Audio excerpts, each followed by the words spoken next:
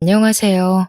제주도에 남편과 함께 카페를 운영하며 살고 있는 35살 여자입니다. 자상한 남편과 귀여운 딸아이, 우리 세 가족은 알콩달콩 행복하게 살고 있어요. 제가 제주도에 내려온 지 7년 정도 되는데요. 사실 27살이 되던 해 조금 이른 나이에 이혼을 경험하고 제주도에 내려왔어요. 혼인신고를 하지 않아서 이혼이라고 할 것도 없지만요. 지금은 재혼해 믿음직한 남편, 그리고 사랑스러운 딸아이를 케어하는 평범한 가정주부고요. 동시에 20대 여성으로 쇼핑몰 피팅 모델이라는 직업을 갖고 있죠. 남들이 말하는 소위 연예인 뺨치는 외모이지만 원래부터 이렇지는 않았답니다. 원래는 체력도 좋지 않고 운동을 싫어했어요. 관심을 두지 않았죠. 먹어대기만 하는 통에 제 몸은 99에서 100 사이즈를 입을 정도로 몸이 뚱뚱했죠. 이를 악물고 다이어트를 해 건강한 삶을 살게 된 계기가 있습니다. 제가 제주도에 내려왔는지 왜 밀어날 정도로 독한 마음으로 다이어트를 했는지 궁금하지 않으세요? 지금부터 제 인생의 큰 오점이기도 한 그 이야기를 들려드릴까 해요. 저는 원래 서울이 고향이고 여느 집처럼 평범한 집에서 자랐어요. 공무원으로 근무하시는 아버지, 집에서 살림을 톡 부러지게 하는 우리 엄마.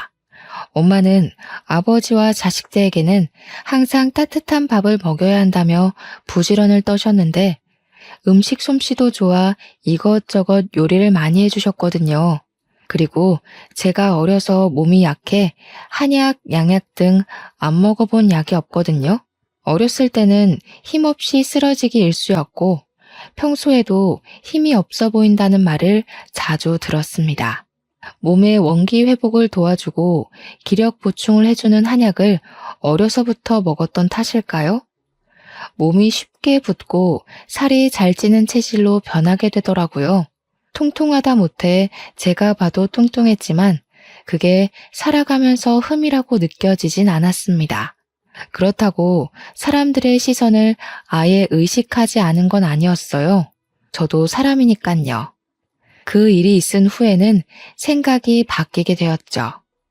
시간이 흐르고 대학을 졸업하고 사회생활 목전을 앞둔 어느 날이었어요. 엄마와 장을 보러 동네 마트를 다녀오던 길에 저는 극심한 복통에 시달리게 되었습니다. 엄마는 서둘러 119에 전화를 하셨고 그 길로 응급실로 갔죠. 이런 통증이 있었을 텐데 이걸 어떻게 참았습니까? 엑스레이나 초음파상으로 볼 땐 담석증과 급성 충수염이 의심되네요. 조금만 늦었어도 복막염으로 응급수술할 뻔했네요. 수술을 하는 게 좋을 것 같습니다. 네? 한 번도 아픈 적은 없었어요. 그동안 이런 적이 없었는데 오늘 갑자기 너무 아팠는걸요. 다른 이상은 없는 건가요? 큰 문제는 아니죠. 그대로 둬봤자 좋을 것도 없고 2가지 경우가 한 번에 올 수는 있지만 초음파로 봤을 때 이 정도면 큰 편이에요. 아주 심각한 건 아니지만 어차피 수술해야 됩니다.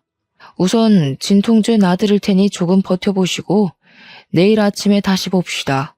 그렇게 다음날 오전 9시쯤 저는 수술을 받았습니다. 수술 후 2주 정도를 병원에 입원했어요. 수술을 하며 컨디션 회복이 잘 되지 않아 여러 검사를 받았는데 결과가 조금은 충격이었습니다. 제가 초고도 비만인데다가 몸의 염증 수치가 상당히 높다는 거예요. 면역 수치는 현저히 낮아져 있는데 이대로라면 면역 체계가 무너져 어떤 병에 걸려도 이상하지 않을 만큼 상태가 좋지 않다고 했어요. 생각보다 많이 심각하네요. 몸이 어느 정도 회복되고 나면 운동도 하셔야 해요. 비만이 결코 좋은 것은 아닙니다. 여기서 더 심해지면 비만 질환으로 병원에서 살아야 할 수도 있어요. 약 처방해 드릴 테니 꾸준히 복용하시고 힘드셔도 운동하는 습관을 기르세요. 제가 뚱뚱한 건 이미 모두가 아는 사실이었지만 그렇게 심각한 상태인 줄 몰랐거든요. 저는 상당한 쪽팔림과 충격을 받았습니다. 퇴원 후 처방받은 약, 그리고 식이요법과 운동으로 15kg 정도를 어렵사리 감량했어요. 정말 운동을 싫어했지만 죽지는 말아야지 하는 생각에 이악 물고 버텼거든요. 날씬까지는 아니지만 남들이 말하는 통통한 몸을 갖게 됐죠. 그렇게 조금씩 건강관리를 하며 회사에 취직도 했습니다. 사회생활을 하다 보니 정말 예쁘고 몸매가 좋은 여자들이 많았어요. 딱 붙는 옷, 직장을 다니며 누구나 한 번쯤은 꿈꿔본 정장핏, 모델 같은 사람들, 44에서 55 사이즈의 적당한 굴곡을 가진 몸매는 저에겐 그림의 떡이었습니다. 매번 옷을 살 때면 빅사이즈로 사야 해서 여러 사이트를 찾아보고 겨우 몸에 맞는 옷을 구매할 수 있었죠. 점점 자존감을 잃어갈 때쯤 운동을 취미로 삼아보자 생각해 회사 내 등산 동아리에 가입했어요. 격한 운동을 싫어하고 약간의 두려움이 있었거든요. 하지만 등산은 조용히 잘할 수 있을 것 같았어요. 회사 일로 지친 몸을 상쾌한 공기를 마시며 힐링할 수 있기도 하고 운동도 하고요. 등산 동아리에 가입한 이후에도 저만 덩치가 커 보이는 것 같은 느낌을 받았습니다. 딱 붙는 옷, 색색의 예쁜 등산복을 입지 못한다는 사실에 우울감만 더 커져가고 있었거든요. 등산을 하다가 맨 뒤에서 처져도 동아리 회원들이 잘 챙겨주었는데 점점 지쳤는지 관심받게 날 무렵 마케팅팀의 한 직원이 저를 위로해 주더라고요. 그게 바로 전 남편이었습니다. 저에게 물을 건네며 힘들지 않냐며 같이 올라가지 않겠냐고 손도 잡아주고요. 그것을 계기로 연락처를 주고받아 점심시간에 같이 식사도 하고 커피도 마시며 가까워졌어요. 제가 평소에 건강관리를 하고 있는데 운동이 너무 어렵다며 고민을 이야기했죠. 그때 고맙게도 전 남편은 용기를 북돋아주고 싶다며 운동을 해보고 싶으면 적극적으로 도와주겠다고 했어요.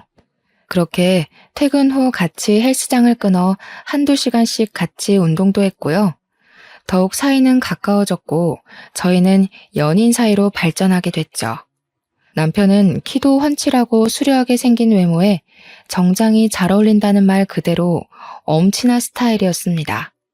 회사에서도 여직원들이 수도 없이 대시를 할 정도로 인기 있는 남자였거든요. 저와 사귀고 나서도 저의 못생긴 외모나 저희를 쳐다보는 주변의 시선 따위는 의식하지 않았고요. 우습지만 회사에서 비밀 연애가 들통나 생긴 별명은 야수와 미남 커플이었어요. 저는 저만을 위해주는 남편의 다정다감하고 따뜻한 마음이 좋았어요. 어쩌면 제가 바랬던 것일지도 모르지만요. 위로가 많이 됐던 것 같아요.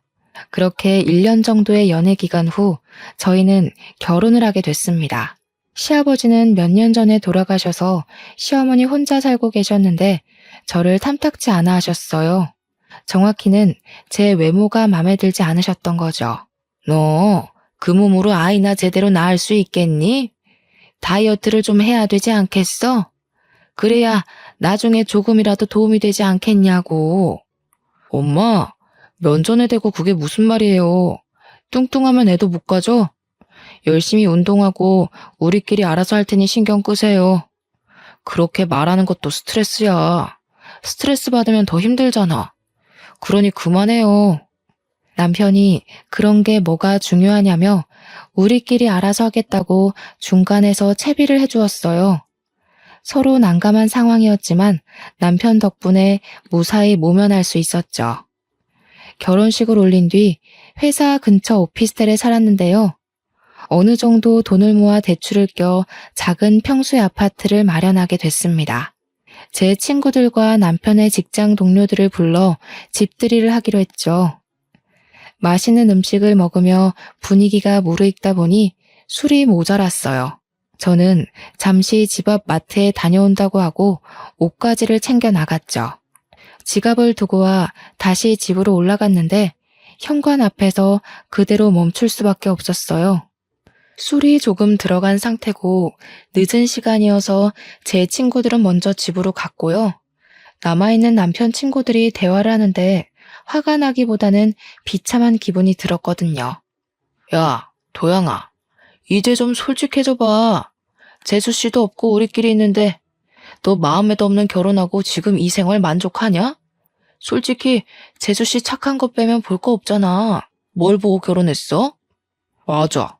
너 지은이한테 거하게 차이고 나서 복수하고 싶어서 결혼한 거 모를 줄 알아?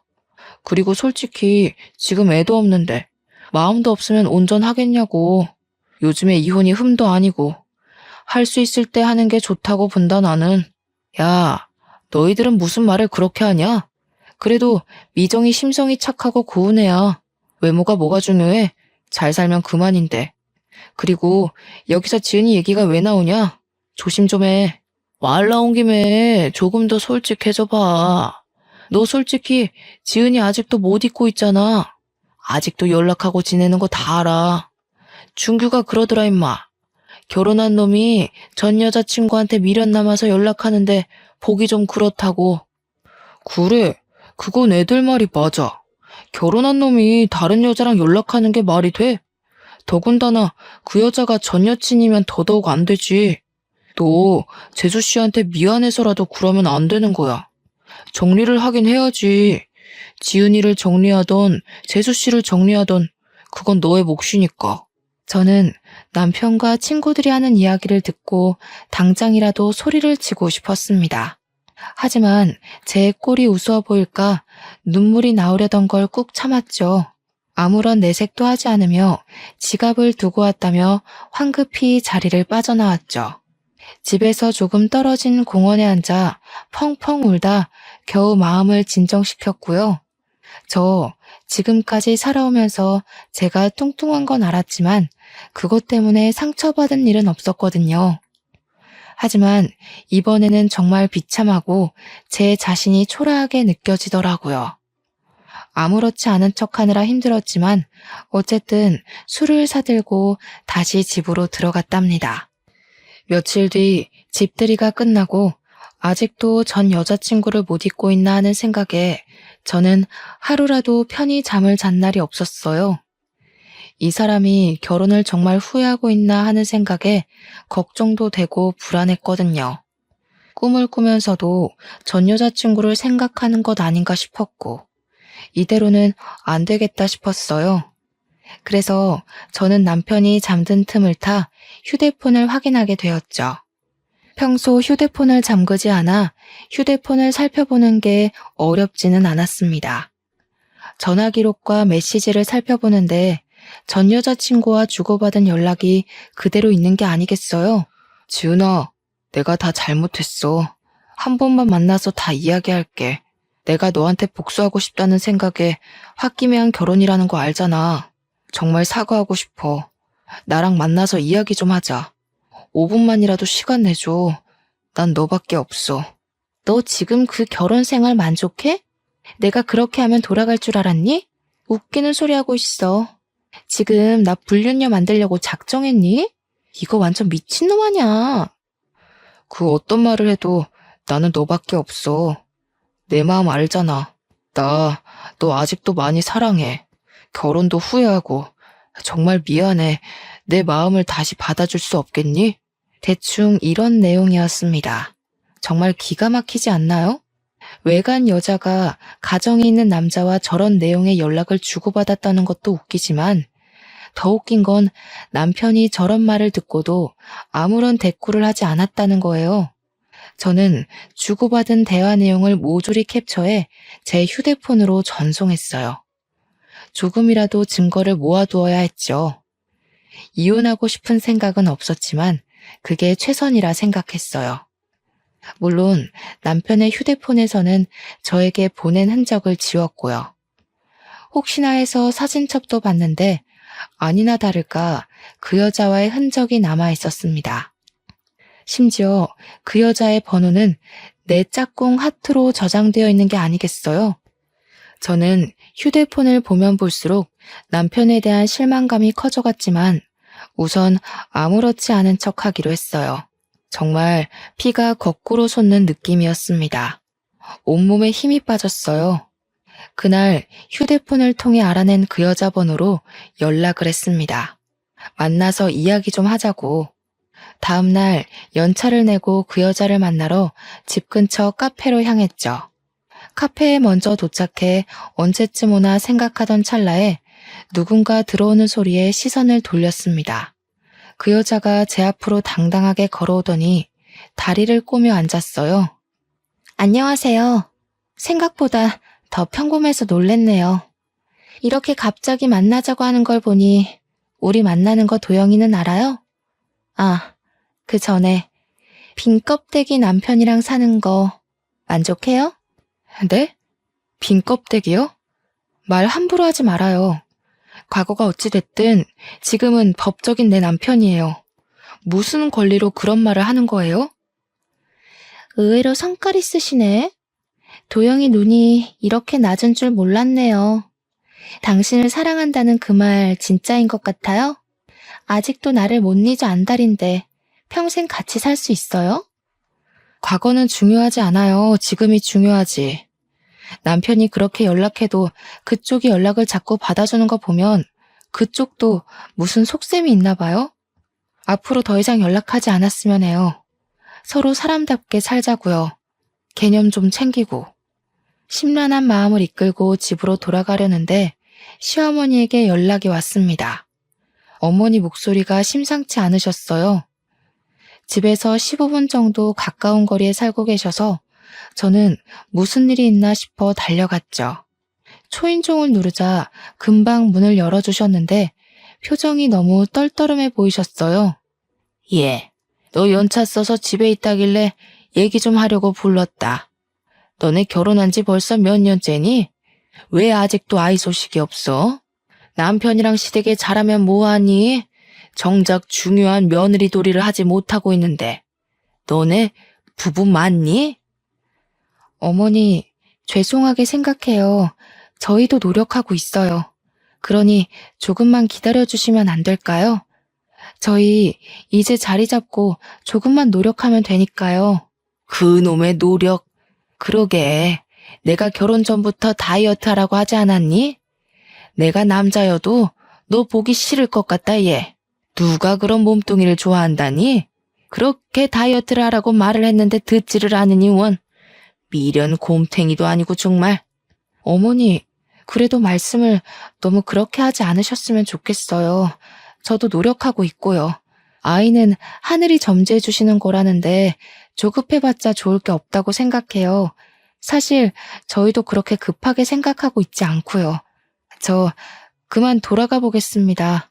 쉬세요. 어머, 얘 말하는 꼬락서니 좀 봐라. 네가 드디어 미쳤구나. 너 내가 이런 말 했다고 기분 나빠? 그러게, 내가 진작에 하란 대로 했으면 이런 일도 없잖니. 지나가는 사람들 붙잡고 물어봐라. 너의 그 뚱뚱한 몸을 누가 좋아하는지.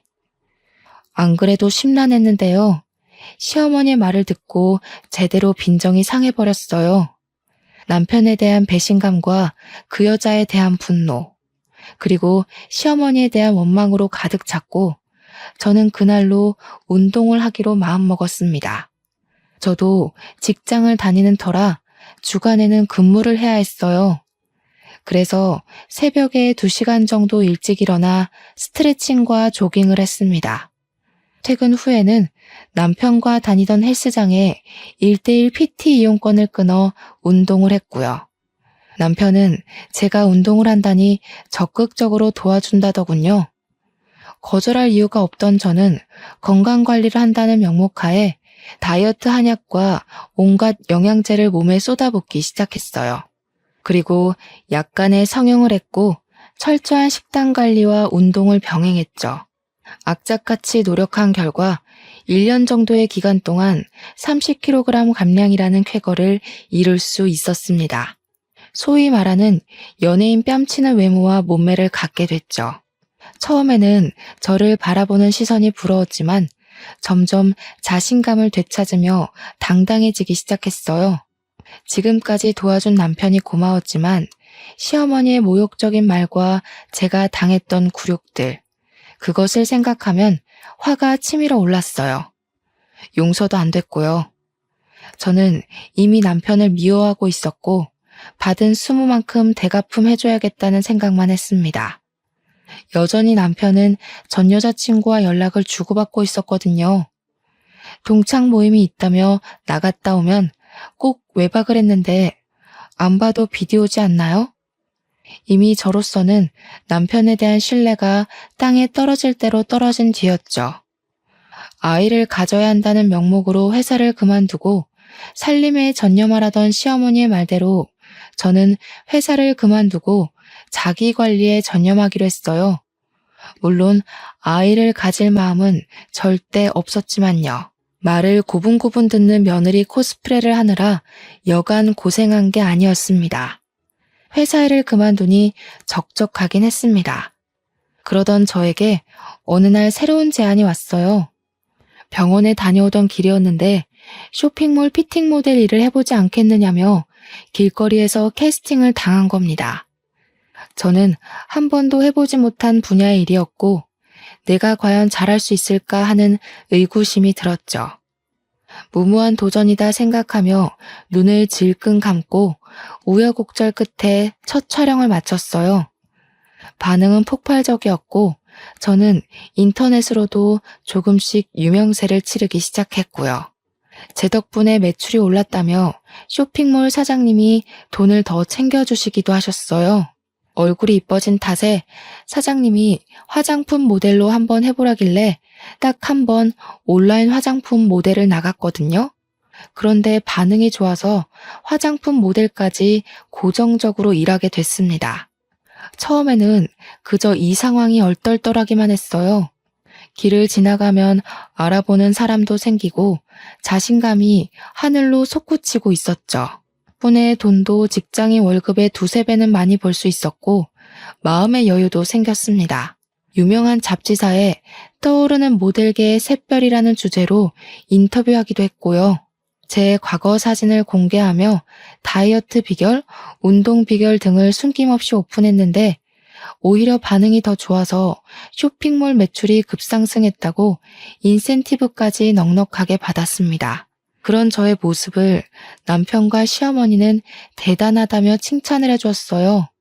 시어머니는 이제야 제가 정신을 좀 차리는 것 같다며 아이를 가지라고 여전한 모습이셨지만요. 친구들과 부모님은 제가 예뻐진 것보다 당당해지고 자신감이 생긴 것에 대해 축하를 해주셨습니다. 하지만 저는 남편에게 복수할 날만 기다리고 있었죠. 예, 이제 좀 말이 통하는구나. 그렇게 말할 때는 듣지도 않더니 네가 무슨 바람이 불어서 오래간만에 며느리 노릇을 좀 하는구나.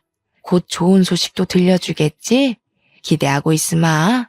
에이, 엄마는 또 잘 나가시다 왜 그러실까? 아이 문제는 우리가 알아서 할 테니 엄마는 그저 지켜보기만 하시라니까는. 우리 걱정 말고 엄마 끼니나 잘 챙겨 드시고 그러세요. 엄마 그거 오지랖이다. 이놈 새끼가 엄마한테 말버릇이 그게 뭐야?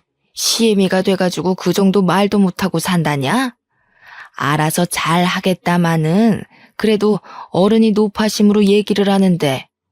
아무튼 좋은 소식 기다리고 있으마. 사실 이제 와서 말씀드리지만 그때 남편과 저는 혼인신고를 하지 않은 상태였거든요.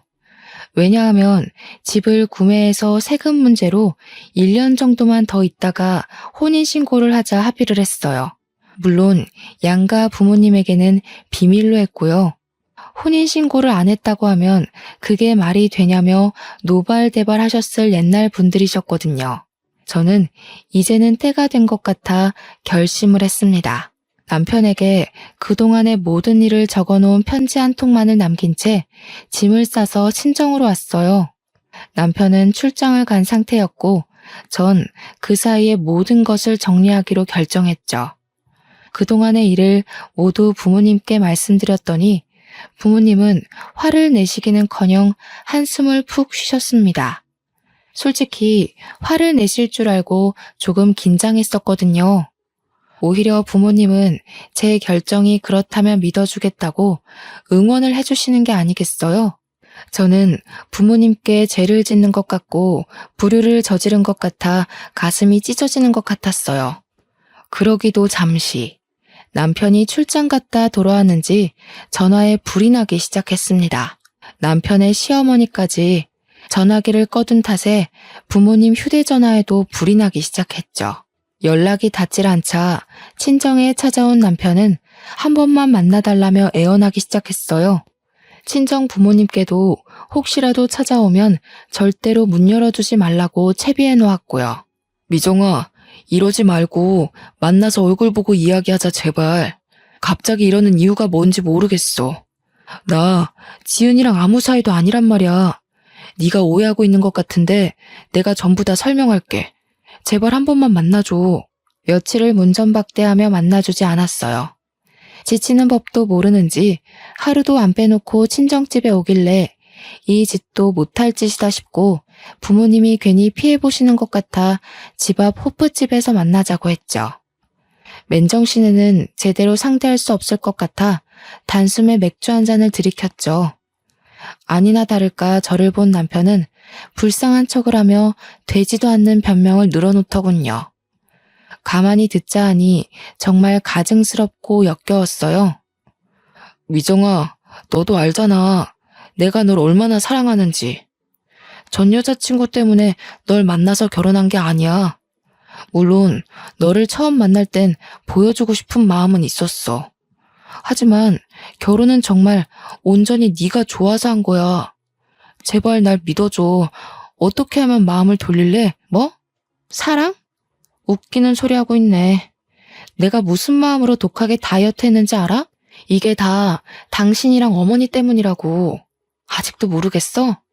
날 그렇게 무시하고 짓밟을 때는 언제고 이제 와서 사랑 타령이야? 그게 무슨 말이야?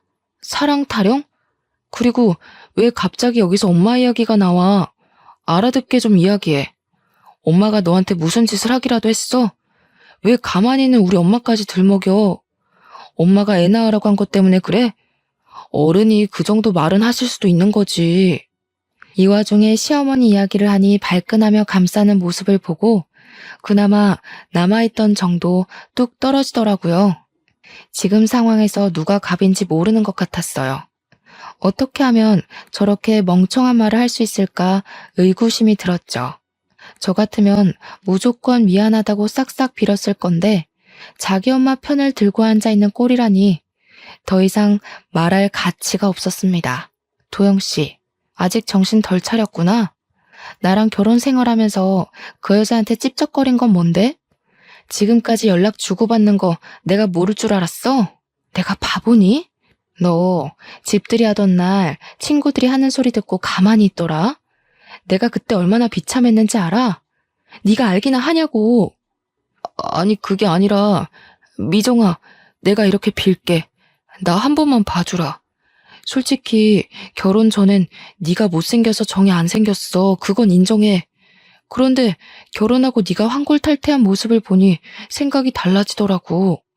이건 어쩔 수 없는 남자의 본능이야. 그러니 이해해 줄 수 없겠어? 본능? 본능 같은 소리 하고 있네. 당신 미쳤구나 진짜?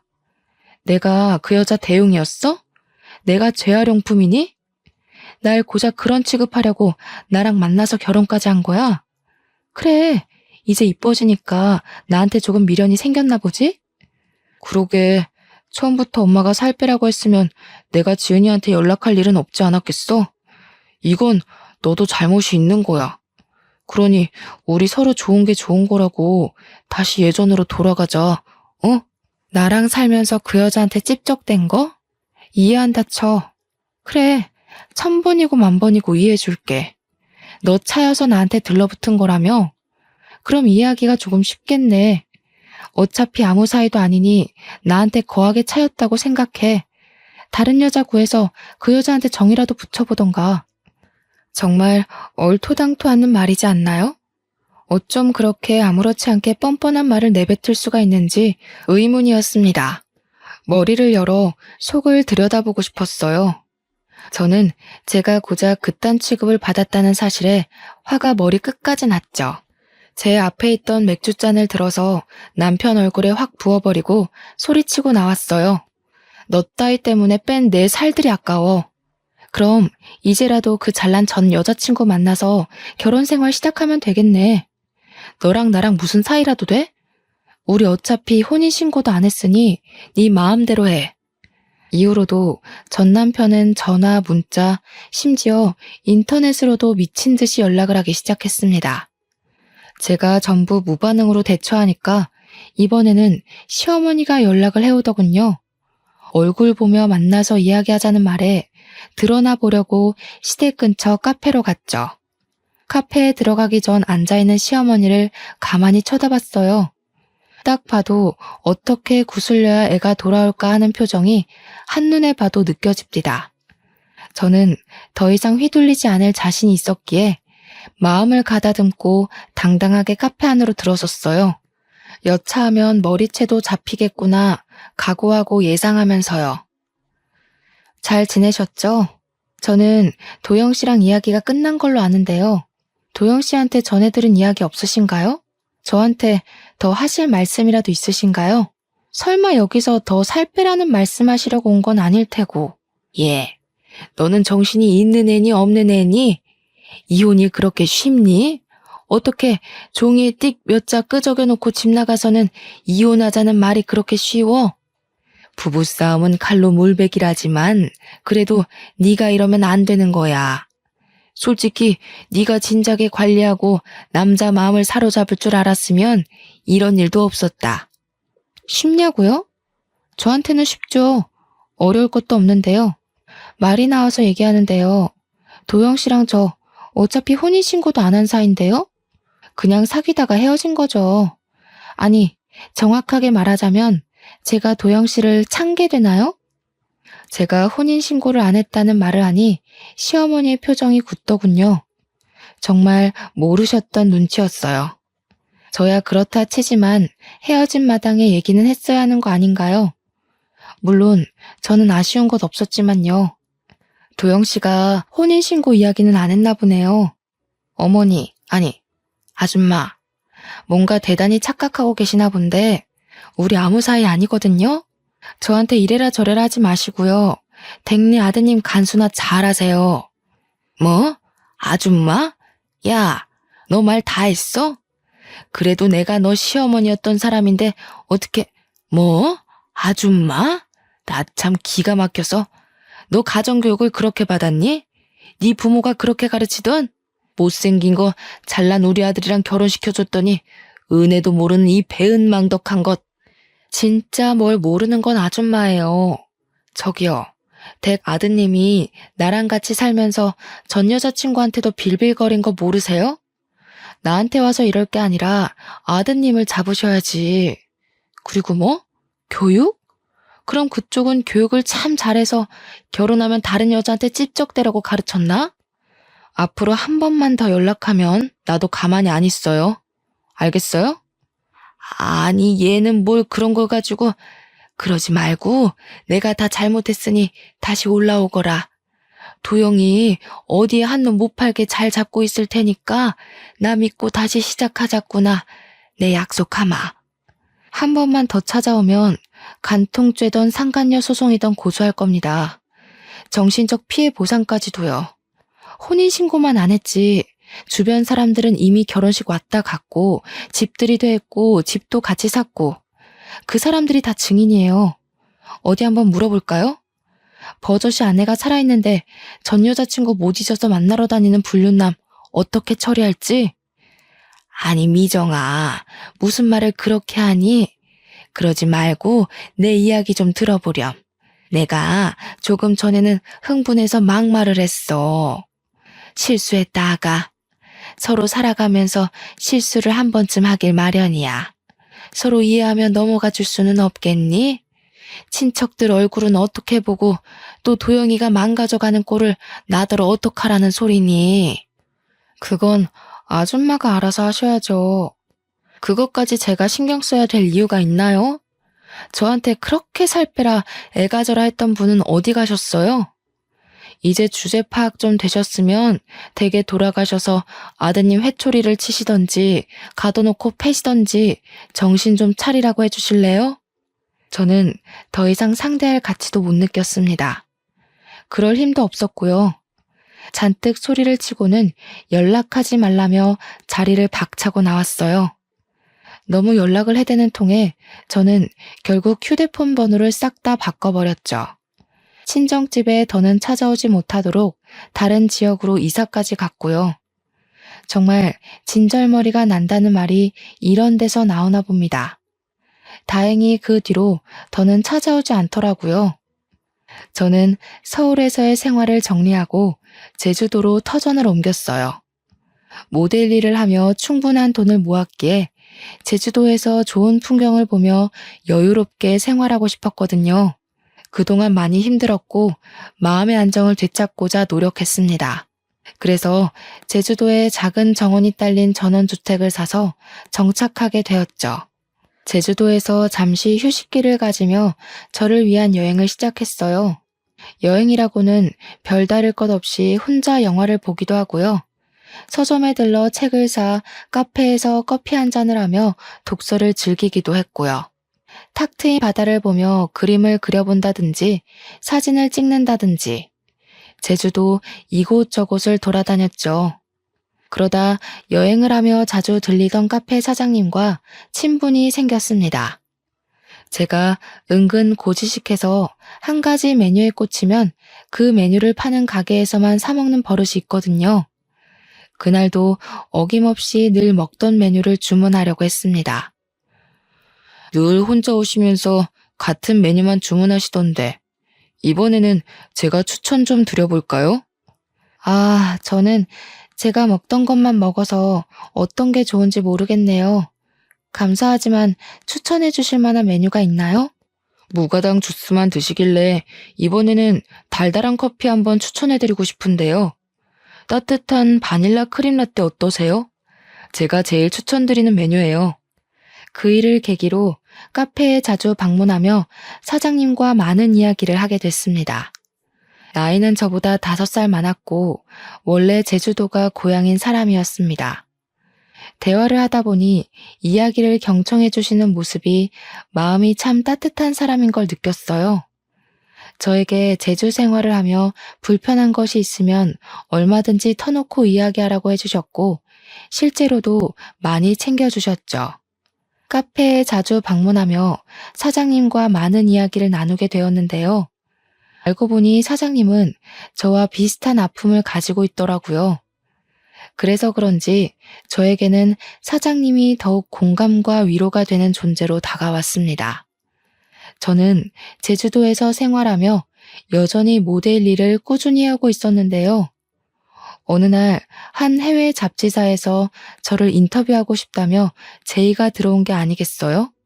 남들도 다 알만한 유명한 대형 잡지사라 저는 잔뜩 긴장한 채 인터뷰에 응했고요. 원래부터 모델 일을 했던 게 아니고 전문적으로 배워본 적도 없는 터라 많이 긴장했죠. 그런 저를 가족들과 카페 사장님은 응원을 해주셨어요. 그 잡지사에서는 제가 모델 일을 하게 된 이유에 대해 인터뷰를 했습니다. 지난번과 같이 제 과거 사진과 함께 있는 그대로를 보여드렸어요. 처음부터 원해서 갖게 된 직업은 아니지만 지금의 저를 있게 한 건 과거라고 하면서요. 결국 그 인터뷰가 계기가 되어 저는 이탈리아에서 열리는 패션쇼에 초대받게 됐습니다. 명품 브랜드는 아니지만 의류 화보도 찍게 되었고요. 제주도와 서울, 외국으로 가며 정말 바쁘게 2년 정도를 보냈죠. 힘이 들고 지칠 땐 언제나 뒤에 카페 사장님이 계셨습니다. 그렇게 저희는 마음이 통해 연인 사이로 발전하게 됐고요. 그런데 뜬금없이 잊고 지냈던 사람이 저를 찾아왔습니다. 저의 소식을 접한 전 남편은 콩고물이라도 주워 먹고 싶었는지 제주도로 저를 찾아왔습니다. 바뀐 번호를 어떻게 알았는지 전 시어머니 연락도 오고요. 여긴 웬일이야?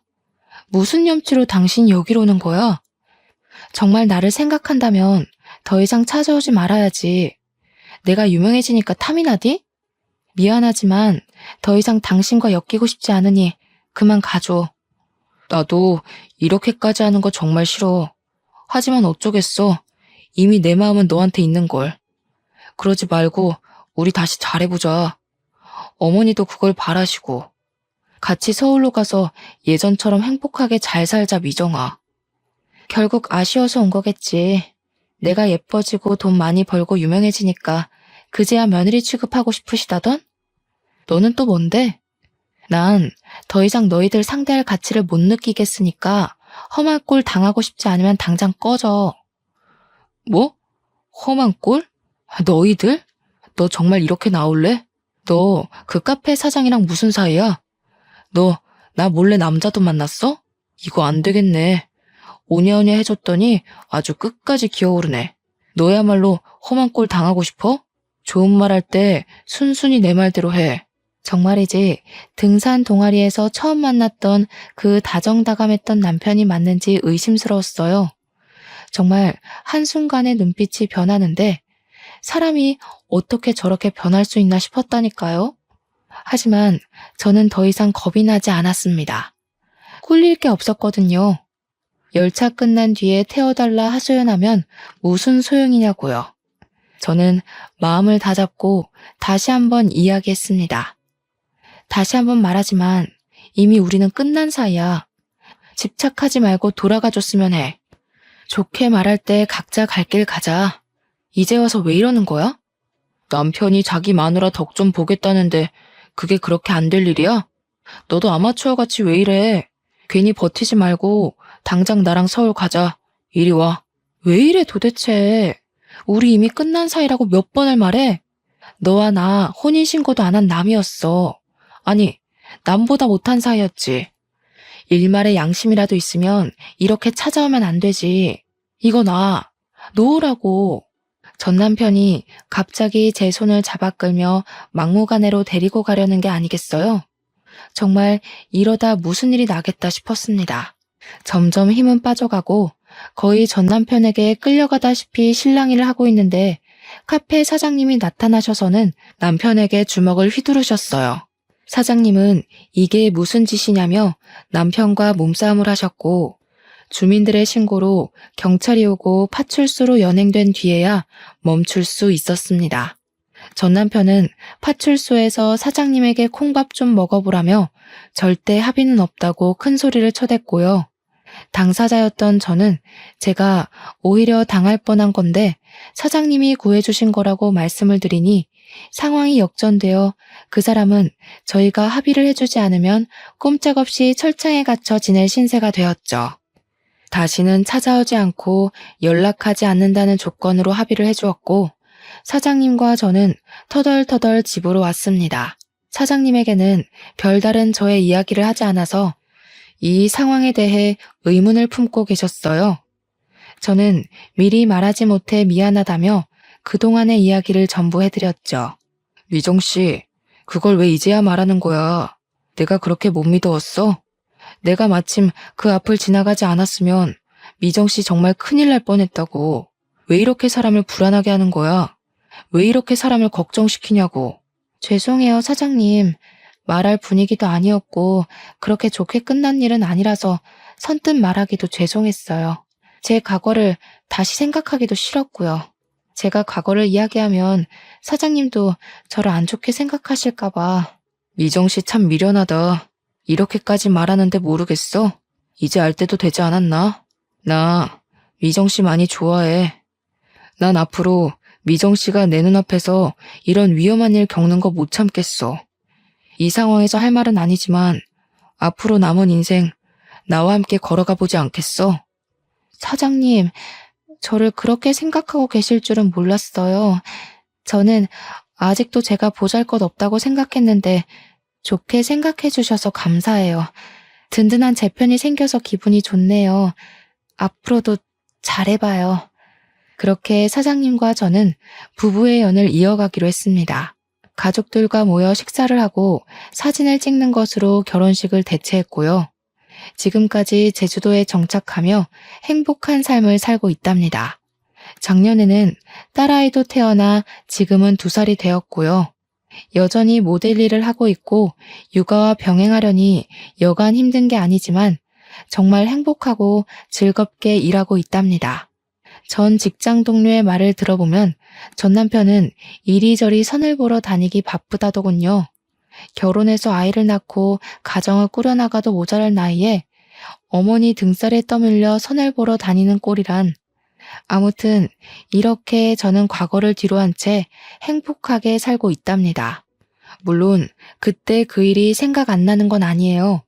그것도 어떻게 보면 제 인생의 일부이기도 하니깐요. 그런 말이 있죠. 겉모습만 보고 판단하지 말라고. 세상을 살아가는 데 있어 정말 중요한 건 외형적인 모습이 아니라 그 사람의 내면인 것 같아요. 외모로 기준을 잡고 살아가다 보면 드넓은 세상에서 과연 무엇을 얻을 수 있을까요? 아름다운 외모를 가지고 있으면 누구나 그 외모를 사랑할 수 있지만 어떤 사람을 내 곁에 두느냐는 내 성격과 마음으로 결정하는 거라고 생각해요.